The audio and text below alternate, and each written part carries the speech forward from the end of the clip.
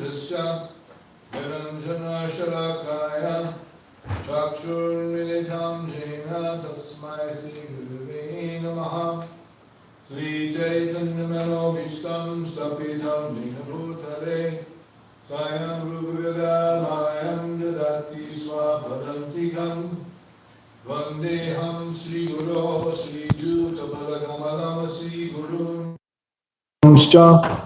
Sri Rupam Sagrajatam Sahagana Ragana Tanvitantam Sujivam Advaitam Sabhadutam Parijana Sahitam Krishna Chaitanya Devam Sri Radha Krishna Padan Sahagana Lalita Shri Vishakan Vitangscha He Krishna Karuna Sindhu Dinabandhu Jagatpate Gopesha Gopika Kanta Radha Kanta Namostute Tapta Kanchana Gaurangi Radhe Vrindavaneshwari Vrishabhanu Sute Devi Pranamami Hori Priye Banchakapachu Vischa Kripa Sindhu Bevacha Patitanam Bhavanebhyo Vaishnavebhyo Namo Namaha Jaya Sri Krishna Chaitanya Prabhu Nityananda Sri Advaita Gadadhara Sri Vasari Gaura Bhakta Vrinda Hare Krishna Krishna Krishna Hare Rama Rama Rama Hare Hare Om Namo Bhagavate Vasudevaya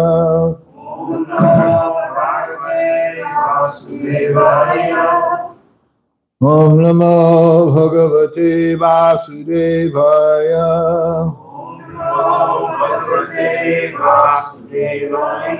Om Namo Bhagavate Vasudevaya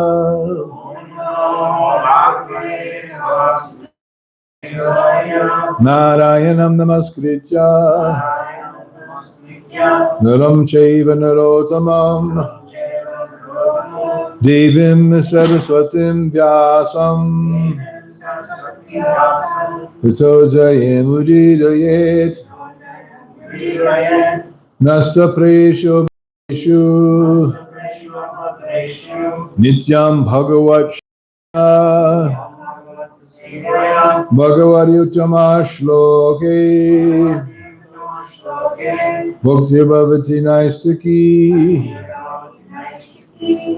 Today is Thursday, September 11th, 2025. We're reading from the Srimad Bhagavatam, the Bhagavat Purana.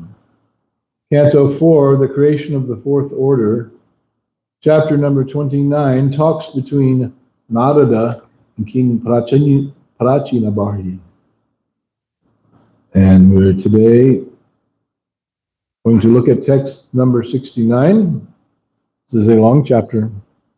There are still some texts yet to come. Two more. Sadvaika nishte manasi Bhagavat Parshvavartini Tamash Chandram Masidedam Uparajyavabhasate Satvaika nishte manasi Bhagavat Parshvavartini Tamash Chandram Masidedam Uparajyavabhasate Sadvaika nishte manasi Bhagavat Parshvavartini Tamash Chandram Masidedam Uparajyavabhasate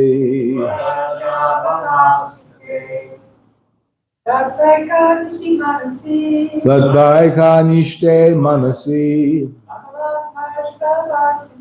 Bhagavat Parshvavartini Namash Chandramasidedam Uparajyavabhasate. Being connected. Avabhasate becomes manifest. Translation by His Divine Grace, Srila Prabhupada. Krishna consciousness means constantly associating with the Supreme Personality of Godhead in such a mental state that the devotee can observe the cosmic manifestation exactly as the Supreme Personality of Godhead does. Such observation is not always possible, indeed, but it becomes manifest exactly like the dark planet known as Rahu, which is observed in the presence of the full moon. No, this is not Star Wars with the dark planet, but this is the origin of that fantasy. Please repeat. Krishna consciousness means constantly associating. Krishna consciousness means constantly associating with the Supreme Personality of Godhead. With the Supreme Personality of Godhead. In such a mental state. In such a mental state. That the devotee can observe the cosmic manifestation. That the devotee can observe the cosmic manifestation.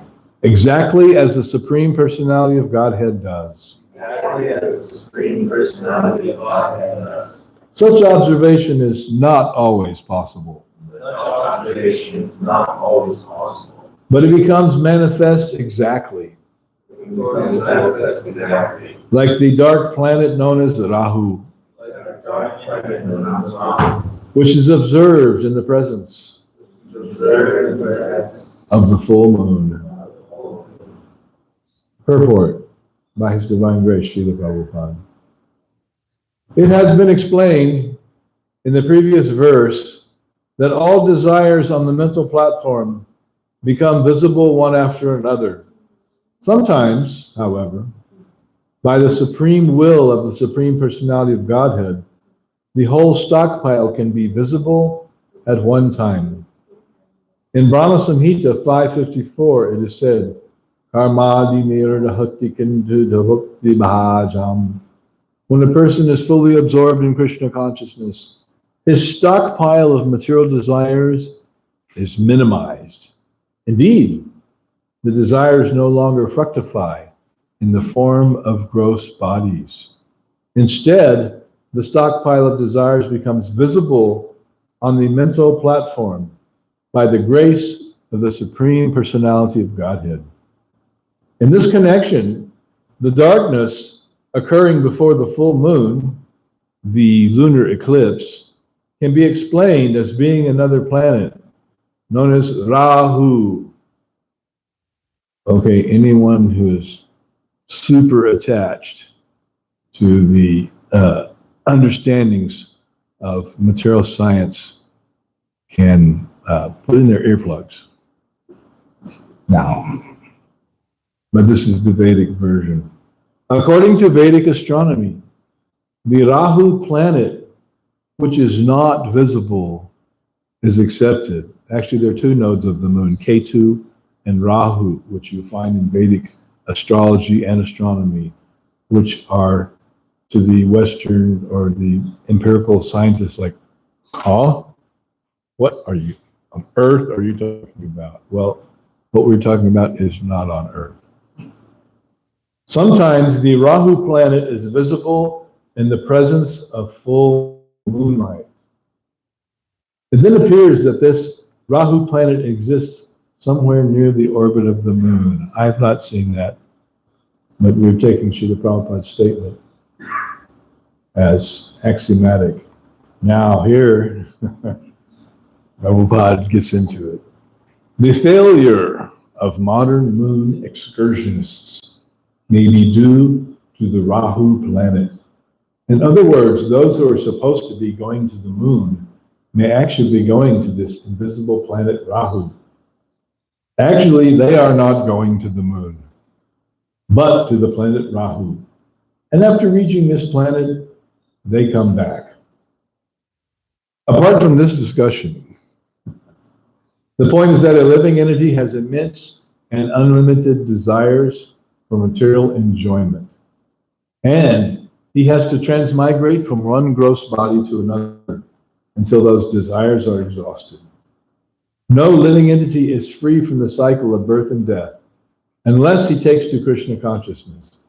Therefore, in this verse, it is clearly stated, Sadvaika Nishte, that when one is fully absorbed in Krishna consciousness, in one stroke, he is freed of past and future mental desires.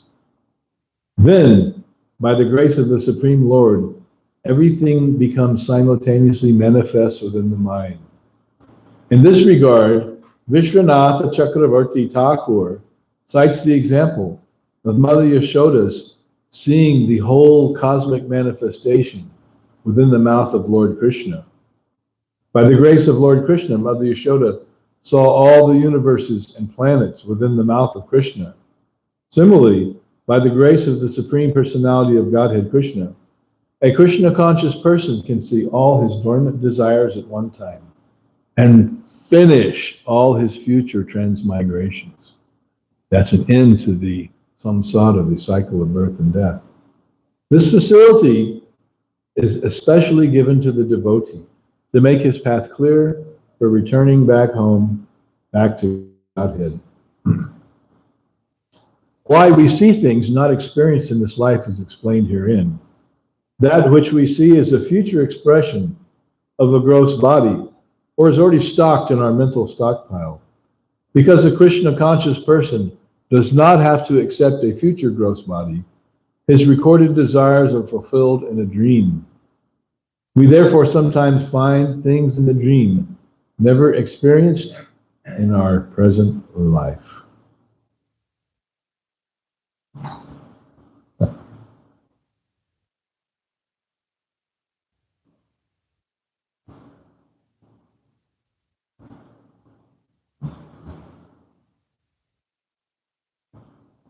Sorry, my computer is taking its time here.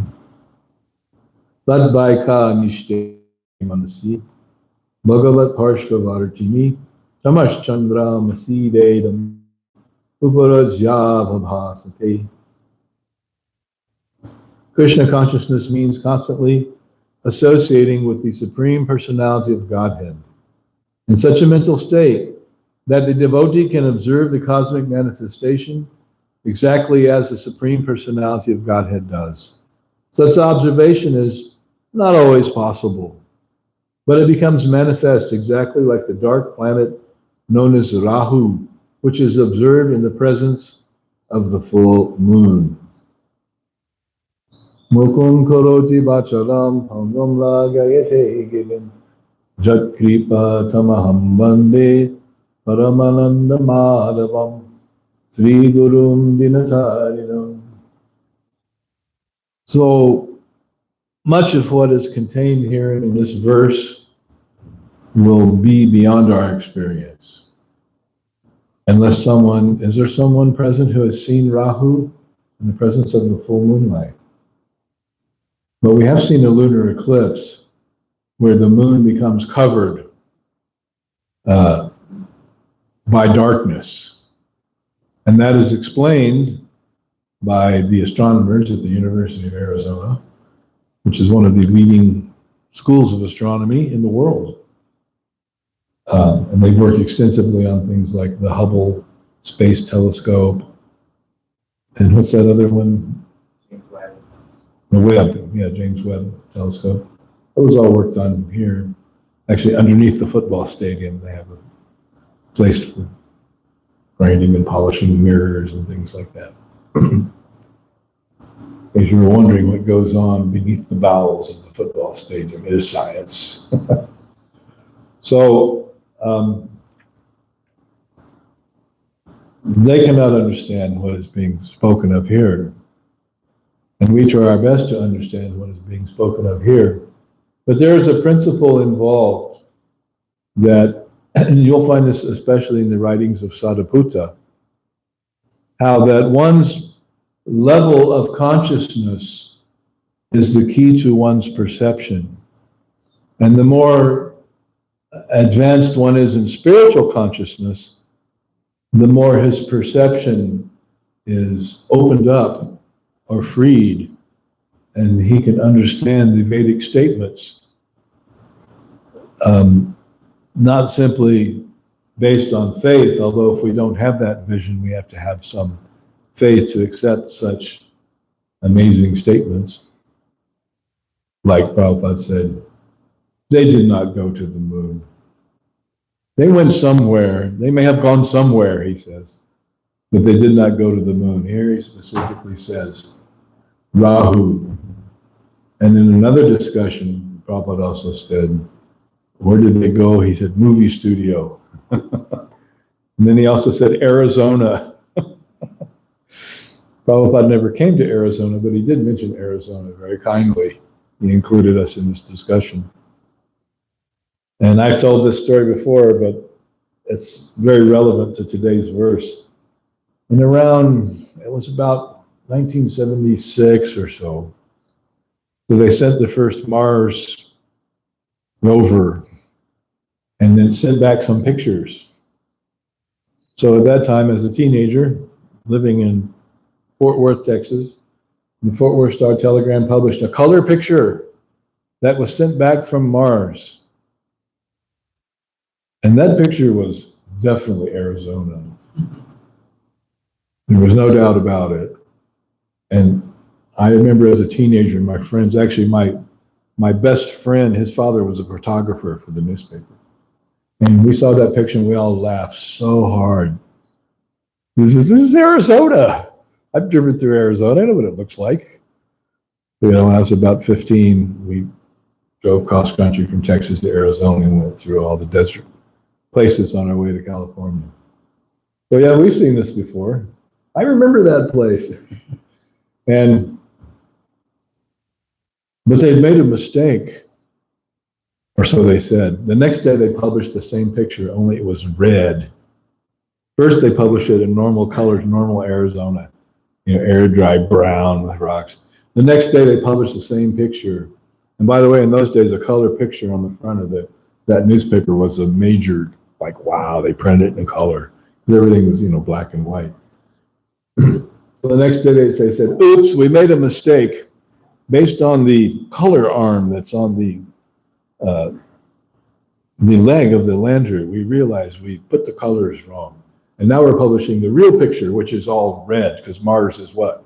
The red planet, right? Everybody knows that. So they published the same picture, only with a red filter over it. Now we have really, we didn't see Mars yesterday, but today we are actually seeing Mars. And when we saw that picture with the red, then we laughed even harder than we did the day before when we saw the picture of Arizona. Then we really laughed. Oh, now they made it red. Now it's Mars. Growing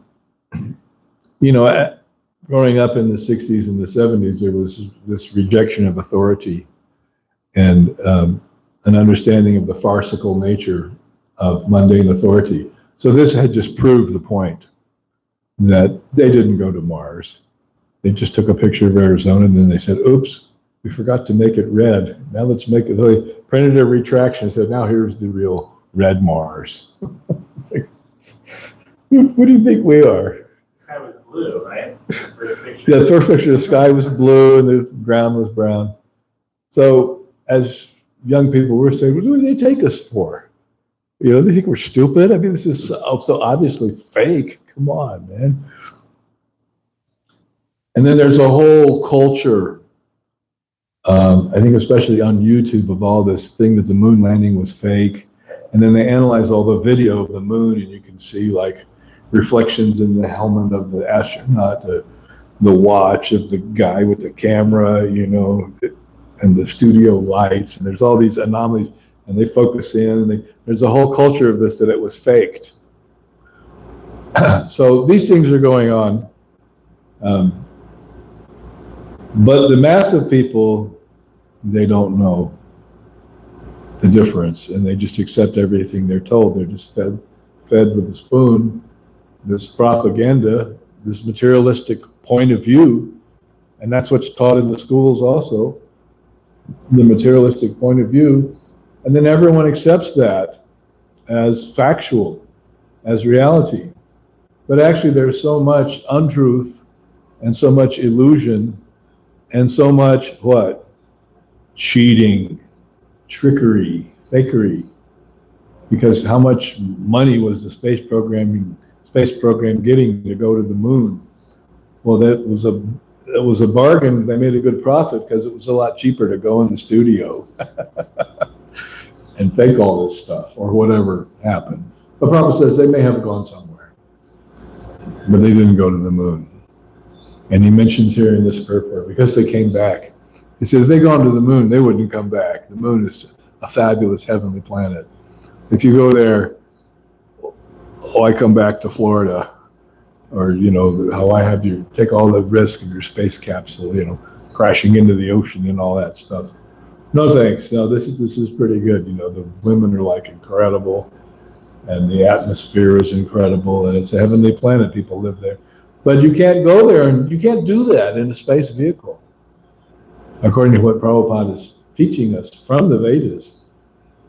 You can't make a vehicle and go to the heavenly planets. Now, who was it that wanted to easily go to the heavenly planets without being qualified? Ravana.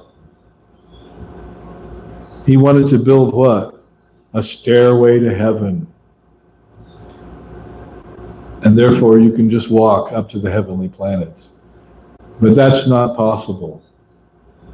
Even though in the song Stairway to Heaven, it says she's buying a stairway to heaven, right? But you can't go there by mechanical means. You can go there, for sure, but you have to go there by the proper process, which is performing pious activities. And so many people traditionally who follow the Vedas were interested in performing pious activities, what's called karma kanda, encouraged by the Vedic instructions to go there. But Krishna says that's just temporary. Shinya punye martya lokam vishanti. You can go there and buy your pious activities, and you can stay for millions of years even. But then when your stock of punya, or when your spending limit is reached on your credit card of good karma, then shinya punya martya lokam vishanti. You have to come back to where? Martya loka, this planet.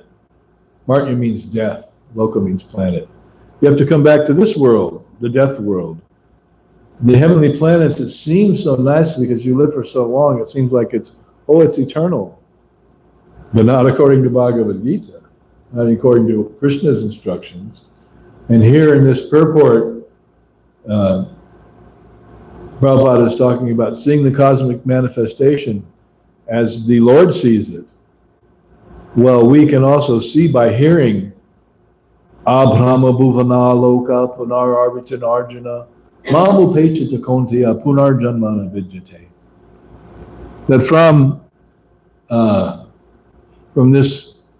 the highest planet in the material world down to the lowest, all are places of misery where repeated birth and death take place. That was quoted in yesterday's class.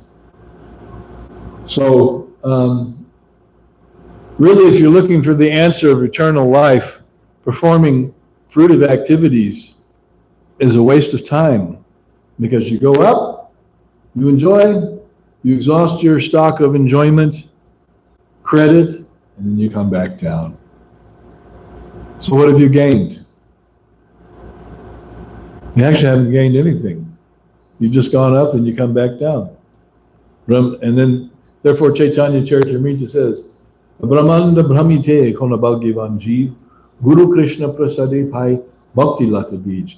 If one is Bhagyavan, Bhagya means fortune, and Bhagyavan means one who possesses great fortune. So if you're super fortunate, after Brahmanda Brahmite, wandering up and down all the various universes, life after life after life, trying to enjoy and fulfill your material desires, if you're extremely fortunate, Bhagyavan Jeev, a living entity, is very fortunate. Guru Krishna Prasade Pai Bhakti Lata Bija. One meets the Guru, the spiritual master. By the grace of Krishna, one gets Guru. By the grace of the Guru, one gets Krishna. Guru Krishna Prasadeva. Bhakti Lata Bija. One gets that Bhakti Lata, that seed of the creeper of devotion, planted in one's heart. Bija means seed. So the Bhakti Lata, the creeper of bhakti, that seed is planted in one's heart by the spiritual master, by the mercy of Krishna. And by the mercy of Krishna, one meets such a spiritual master.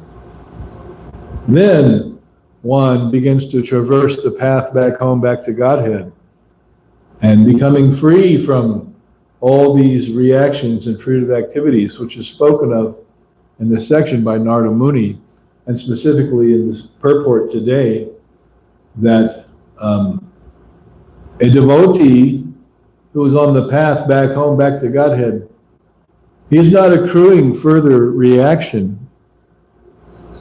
because instead of performing fruitive activities, he's doing what? He's performing devotional service to Krishna, which is called akarma, freedom from fruitive results. So, and in the Bhagavatam it explains that whether you are interested in fruitive activities, or you're detached from all fruitive activities, or you're interested in liberation, then you should worship Krishna. So whatever your situation is, worship Krishna. If you have all material desires in your heart, okay, all right, go ahead. Worship Krishna. and what will happen? Those material desires will become nullified, and you don't have to take a birth again. So the future gross body that we would ordinarily receive by performing fruitive activity, that is nullified, and one no longer has to take that body. That's taken off the menu. It's eliminated. You don't have to take birth again. Naiti mam eti sorjana.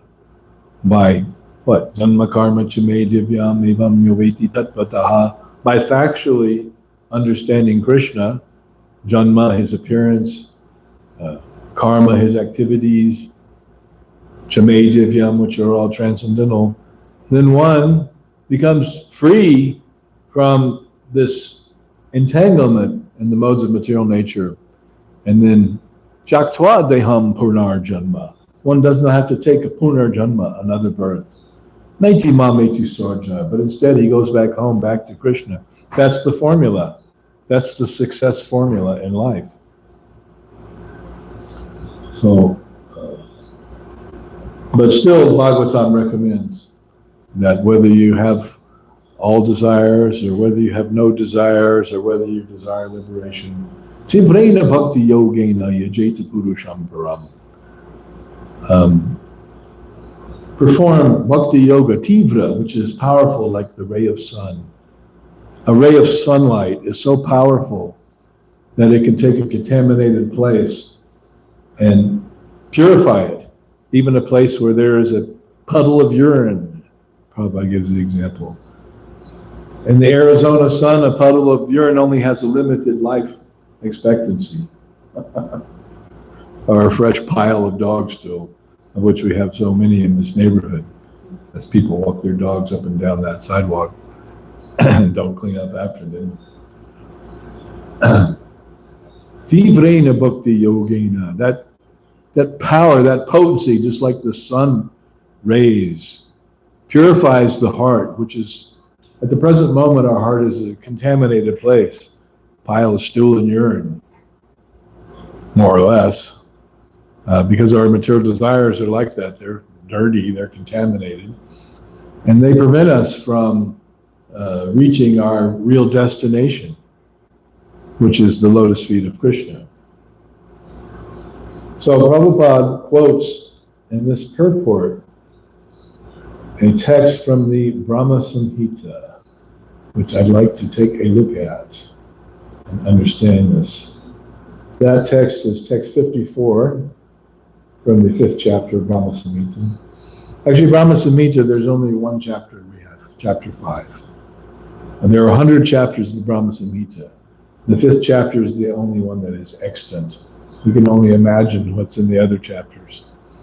But this is a very important chapter, and it was almost lost to history, but Lord Chaitanya, Sri Chaitanya Mahaprabhu, when he was touring South India on Padajatra by foot, he found a copy of the 5th chapter of Brahma Samhita in the Adi Keshava temple in South India. And he immediately had it copied, and he brought it back with him to Jagannath Puri, where many, many more copies were made by all the devotees. And then now it is a very important Vaishnav canon, this Brahma Samhita, and we're very lucky that we have it, because it was almost Kaputski's. But Lord Chaitanya rescued the Brahma Samhita, and now it's an integral part of the Gaudiya Vaishnav canon. So text 54 says, Yastvendram gopa matabindra aho swakarma bandhanurupa palabhajana matanoti karmani nirdahati kintu tavakti bhajam govindamadi purusham tamaham bhajami.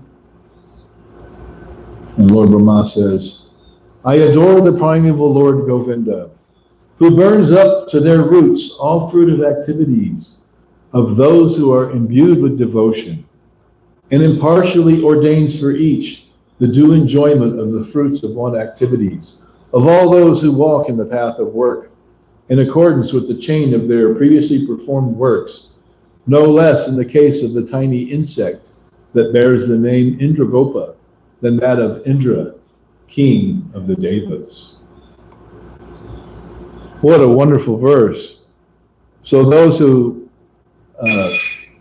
kintu ta bhakti bhajam, those who are engaged in bhakti, all their fruitive activities are burned up, destroyed. Where else do we hear that? Bhagavad Gita, chapter 18, text 66. Ahang tong sarva papebhyo moksha yeshami masucha. Just surrender to me, Krishna says. Abandon all concept of dharma, mundane dharma that you may have. Sarva dharman parichaja. Parichaja, give it up. Mam ekam sharanam braja. Just surrender to me only. Mam ekam. Ekam means one. Just do that one surrender to Krishna. Sharanam means to surrender. And what is the result? He explains. Ahang twang sarva papebhyo. All your papa, your sinful activities, ahang twang sarva, I will annihilate those. I will take care of it. I will eliminate that from your rap sheet. We all have a rap sheet in this material world. Like if you get somebody who's been arrested a lot, has a lot of crimes committed and performed, they have a rap sheet. On this date he did this, and he has a record of this, and he's done that, and they say he has a rap sheet as long as your arm, right? For a career criminal. But the thing is, we all have a rap sheet that extends billions of lifetimes into the past. And in those billions of lifetimes, we've performed so many grossly sinful activities and nefarious activities sometimes. And we've also done some good things. But ahang twang sarva papebhyo, wiped out, clean start. Okay, your karma's gone. Moksha yeshami mashuchaha. I'll take that all away. Moksha, I'll liberate you from all that. Masuchaha, don't worry. And ordinarily you might think, hey, well, I'm a little worried how you're going to take care of all that millions of lifetimes of, papa, of sinful reactions that are coming my way, no doubt. One after another, lifetime after lifetime. No, because it's Krishna, the Supreme Personality of Godhead, who's extremely powerful, to say the least. He creates the universes, he destroys the universes, he maintains the spiritual world, he creates the material worlds as a playground, or you could say a prison yard for the living entities to play. So when he says, okay, I'm going to take all your karma and get rid of it, and then you can go back home, back to Godhead. You can believe that. You can accept that because of who's saying it. It's not like some, guy down in the corner by the Circle K, ranting and raving madman. I'll take all your sins away. Yeah, right, buddy. Here's $1. Go buy a pack of cigarettes or whatever. Of course, a pack of cigarettes is probably more than $1 now. Is it? I remember when I was a kid, the cigarettes, are like a quarter, and then it went up to 50 cents. And then it went from 50 cents to 55 cents. And of course, the area I grew up in, all the teenagers smoked and all the parents smoked. Everybody smoked.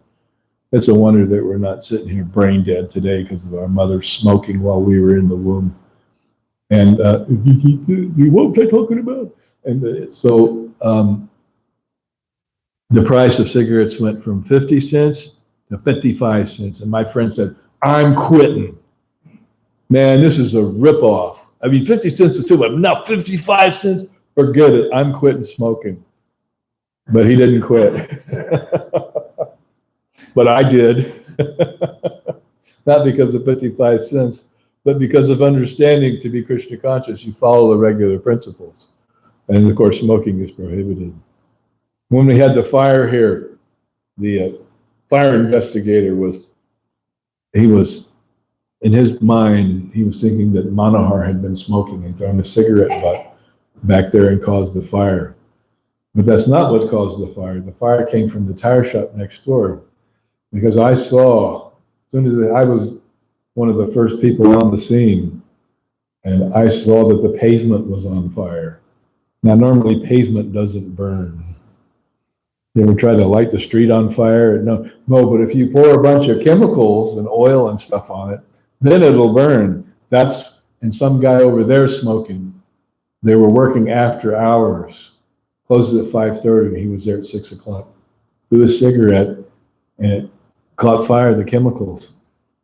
And that's exactly what happened. I told the fire investigators, they were such dummies. I said, and that's why it caught that back corner of the boga shed on fire. You sound like Manohar doesn't smoke. Yeah, he doesn't smoke. He never, at least we've never seen him smoke. I've never seen him smoke. So, he didn't start the fire. So, but again, that's a case of expectation affects perception. If someone is in a certain consciousness, they see things in a certain way. And one who's liberated sees things in a different way. A pure devotee can understand a lot about you just by looking at you. Srila Prabhupada was very well known amongst his disciples for being able to read minds. Someone would have something in their mind, and Prabhupada would address what was exactly in their mind, and they were like, how did he know? Well, because his level of consciousness is so evolved that he can understand just by looking at you. There's an old British expression, the face is the index to the mind. Actually, I was reading in another place that just by looking at someone, you can understand their past lives. Because the body that we get in this life is a result of all the desires we've accumulated in our previous lives. So it's written all over your face. Now, those who are really, really expert, like poker players, professional poker players, like the one Vietnamese guy, you can't read them because they're so expert at controlling their emotions and their moods, and you can't. And someone else who might say, "Oh, you're a terrible liar," like the mother always knows when the kid's lying. You're lying, you little rascal, because they know it's written all over their face what they're thinking. The mother is easily able to detect the falsity. And similarly, a very expert judge in a courtroom, he can see when someone's lying. It's written on their face. But you have to be very expert. Such a person was Sri Vangsidas Babaji, an avadut devotee during the time of Bhaktisiddhanta Saraswati. And because he was famous as a great sadhu and very renounced, people would come to him to bother him for different things. Usually give me some material blessings, from my son or my daughter or my finances or whatever. Because the sadhu was known to have powers, mystical powers. And he would look at someone, he would peer into their eyes, and he immediately understood what a rascal they were and how they were trying to manipulate him. And he could not be manipulated. Similarly, Srila Prabhupada could not be manipulated. And there's another example of this we were hearing recently, the other day, on the appearance of Haridas Thakur. So Ramachandra Khan, Haridas Thakur was a great devotee, and he was chanting in seclusion, living in a cave outside the village. And this one Zamindar, Ramachandra Khan, he was very envious of Haridas Thakur. And Haridas Thakur, even though he was from a Muslim family, which generally the Muslims are not held in high regard by Hindu society because they're what? They're meat eaters and intoxication, and they break all the principles of Dharma.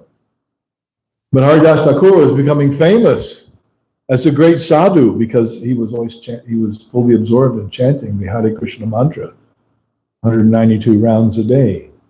We chant 16 rounds a day. He was on a slightly higher platform. That's 64 rounds, which is 1 lakh times 3.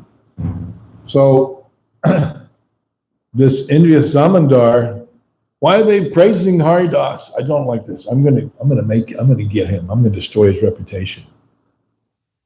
So he gathered together the village prostitutes and he said, all right, I have a mission. I want to have one of you go and cause him to fall down. And then that will destroy his reputation as a saintly person. Such was the nature of Hindu society in those days. So one of the girls, the youngest and the prettiest, she accepted the mission, but it was what? Mission impossible. So she came there to Haridas's Bhajan Kuntir, and he's chanting the holy name. Excuse me.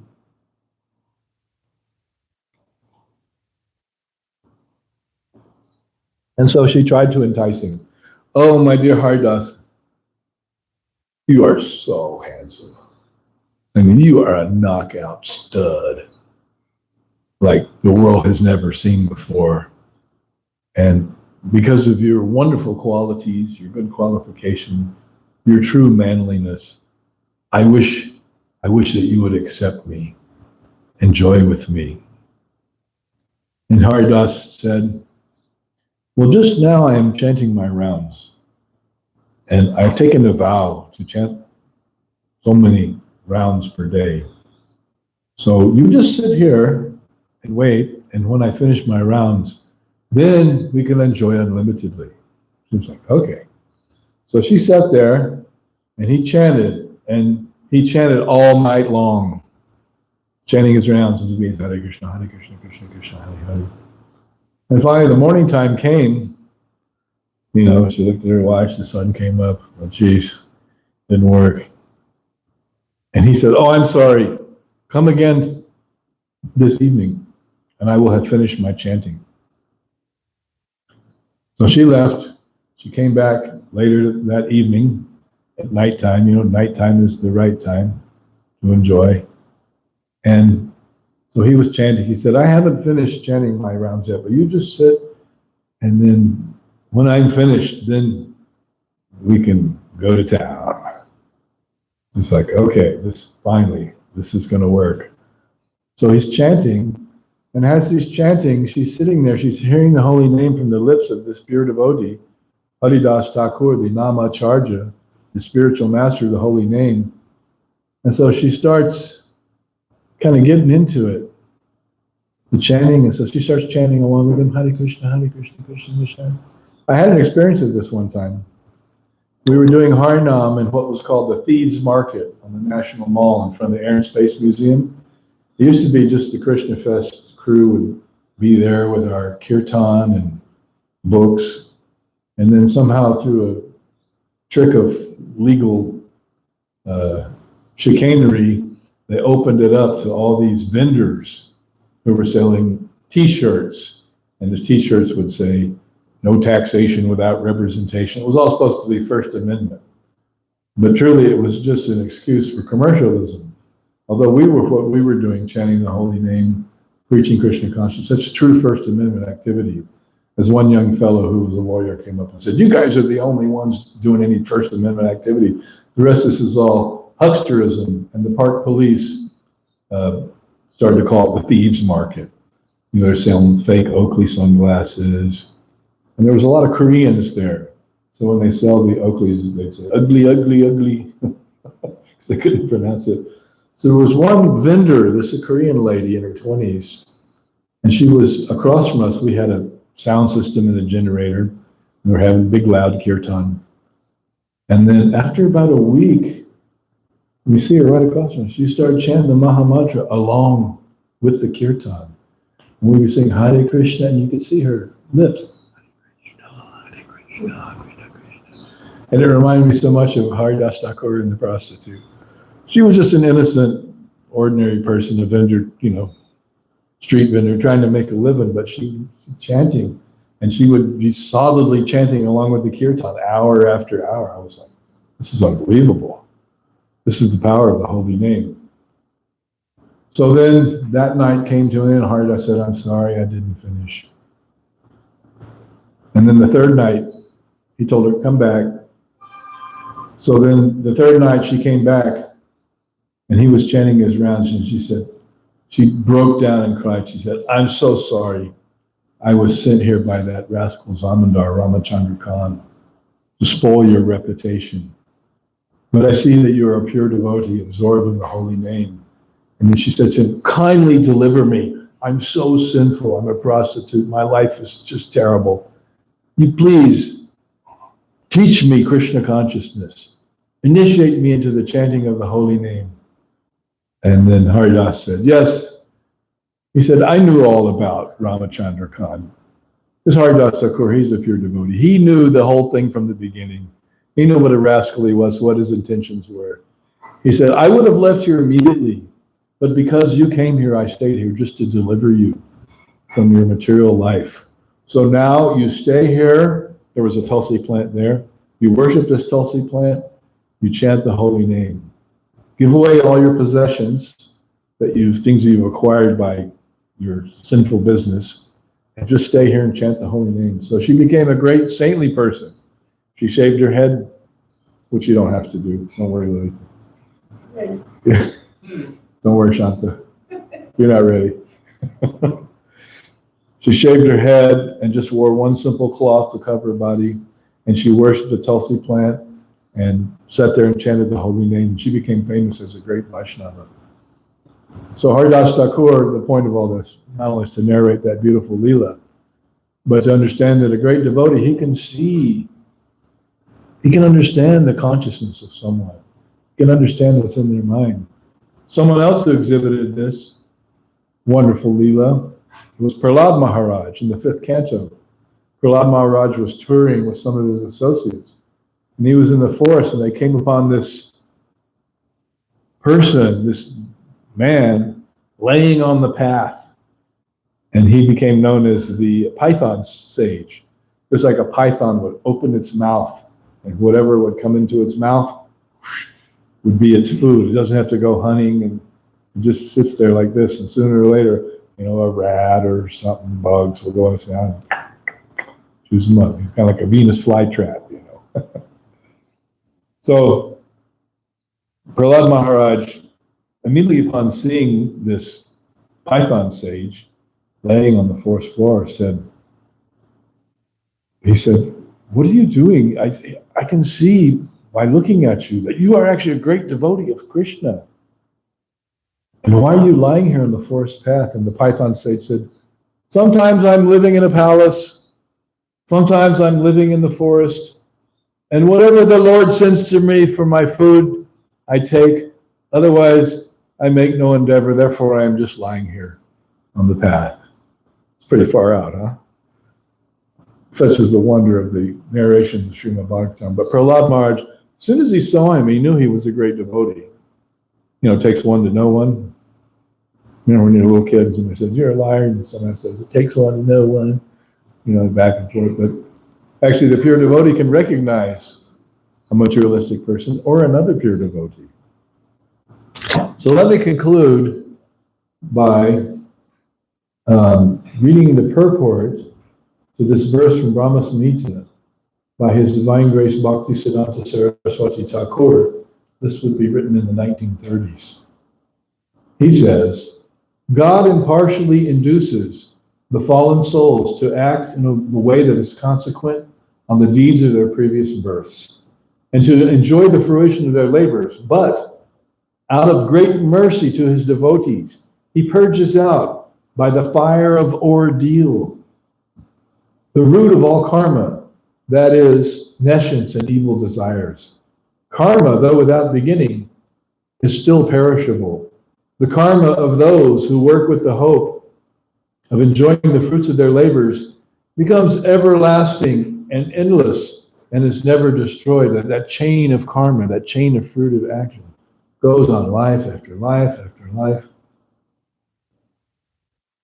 Even listen to this statement. The function of sannyas is also a sort of karma befitting an ashram, and is not pleasant to Krishna when it aims at liberation. That is, the desire for emancipation, which we find in the Mayavadi sannyasis, for example. They also receive fruition of their karma, and even if it be disinterested, their karma ends in atma mamata, that is, self-pleasure. But those who are pure devotees always serve Krishna by gratifying his senses, forsaking all attempts of karma and jnana, and being free from all desires, save that of serving Krishna. Krishna has fully destroyed the karma, the desires, its desires and nescience of those devotees. It is a great wonder that Krishna, being impartial, is fully partial to his devotees. Krishna says that in Bhagavad Gita, Samoham sarva bhuteshu na dvesha nastana priya, that I am very impartial to anyone and everyone. I am equal to everyone. Sama.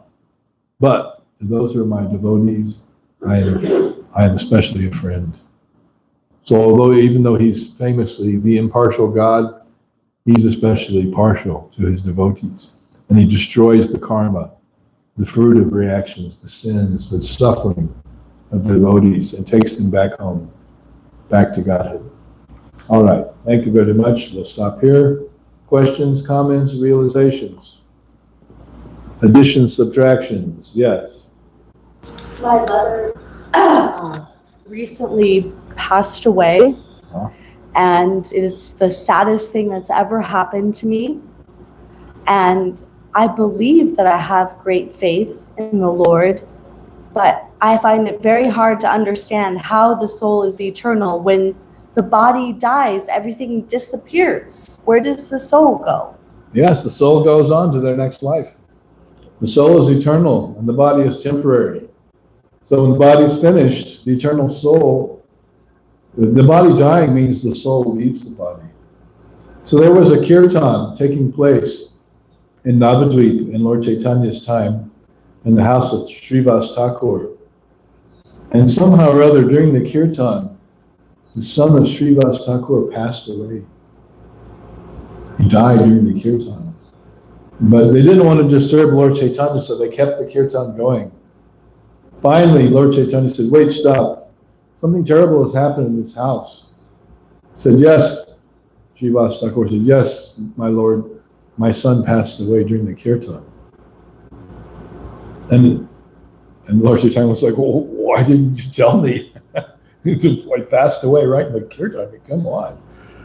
So then Lord Chaitanya put his hand on the body of the deceased son, and he came back to life. And then he asked him, oh, Jiva, why have you abandoned your family? Why have you abandoned your father and your mother by passing away like this at a young age? And he said, I am the eternal spirit soul. I have had so many lifetimes, so many bodies. Who is my mother? Who is my father? I get a mother and father this life. You may become a dog. You get a dog mother and a dog father. I have a human mother. I have a few a human father, this life, the next life it'll be somebody else. What is the big deal? And this way, that soul who left his body as the son of Srivas Thakur, he was preaching spiritual knowledge. I have so many bodies. I'm the eternal soul. What is this temporary body? It is nothing. It is just a brief flash, a moment in time. What is the ultimate meaning of that? We take it, oh, my mother, my father, my brother, someone I loved has passed away as a great calamity. But they're gone, and they're not thinking about you. They're dealing with a whole other set of circumstances, their next life, and you're not part of the picture anymore. So when someone dies, we're grieving for that person. Who are we grieving for? We're grieving for ourselves because we're selfish. We think that is somebody I love, that's important to me. Now they're taken away. Hey God, why are you doing this?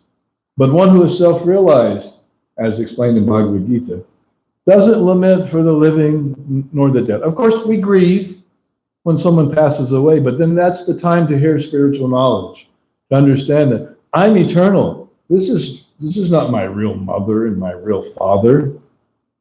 Our real mother is what? The Vedas. And the real father is who? Krishna. Aham bija.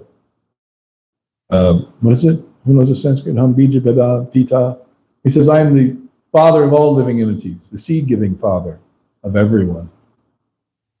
So when we understand from the eternal spiritual platform that this soul has left this body, even though they may have been related to us, why should we grieve? They've gone on to their next life.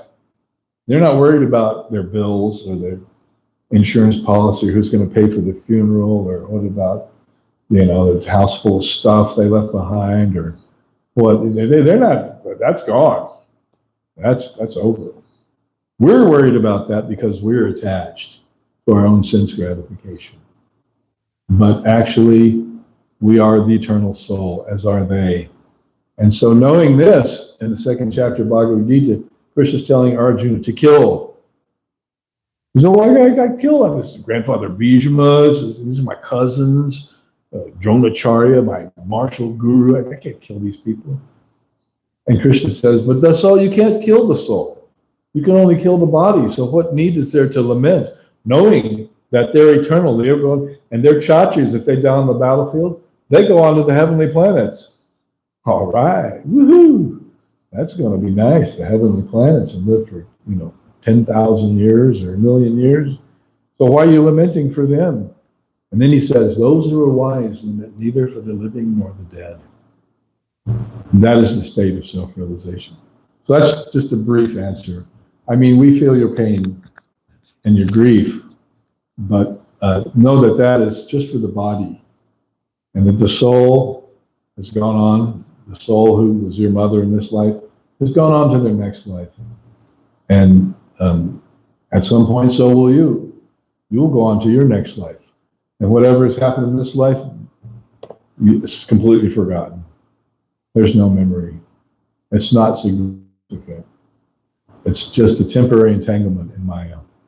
All right, so we're over our time. I'm sorry we have to stop here. I could go on like they do in the evening class, but I'll stop here. Srila Prabhupada ki jai. Oh.